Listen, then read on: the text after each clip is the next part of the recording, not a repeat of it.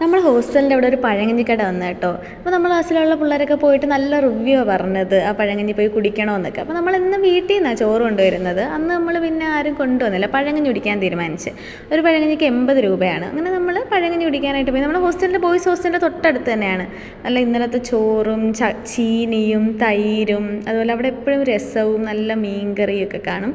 പിന്നെ പഴങ്കഞ്ഞിയിലൂടെ ഉണക്കമീൻ, ചമ്മന്തി, പൊരിച്ച മീനൊക്കെ 2 എണ്ണം തരും, പിന്നെ അച്ചാർ, പിന്നെ നല്ല എരിവുള്ള മുളകും. ഇതെല്ലാമായിരുന്നു എൻ്റെ കോമ്പിനേഷൻ.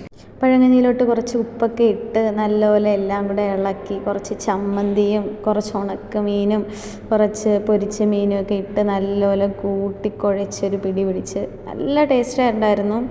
നല്ല പഴങ്കഞ്ഞിയായിരുന്നു കേട്ടോ. 80 രൂപയ്ക്ക് നല്ല ക്വാണ്ടിറ്റി ഉണ്ടായിരുന്നു, ഒരുപാട് കറികളൊക്കെ ഉണ്ടായിരുന്നു. എന്നിട്ട് ആ എരിവുള്ള പച്ചമുളക് കൂടെ കഴിച്ചപ്പം കംപ്ലീറ്റായി പഴങ്കഞ്ഞി. പിന്നെ നമ്മൾ അവസാനം വന്ന വെള്ളമൊക്കെ, വെള്ളം കുടിക്കാനായിരുന്നു ഏറ്റവും ടേസ്റ്റ്. നമ്മൾ വെള്ളമൊക്കെ നമ്മളെല്ലാവരും കൂടെ കുടിച്ച് നല്ല രസമുണ്ടായിരുന്നു, നല്ല ടേസ്റ്റ് ഉണ്ടായിരുന്നു. അവസാനം കഴിച്ചിട്ട് നമുക്ക് അവിടെ നിന്ന് എണീക്കാൻ വയ്യായിരുന്നു, അത്രയ്ക്ക് വയറൊക്കെ നിറഞ്ഞ്. അത് കഴിഞ്ഞ് നമുക്ക് ക്ലാസ്സിൽ പോയി എക്സാം എഴുതാനുള്ളതാണ്.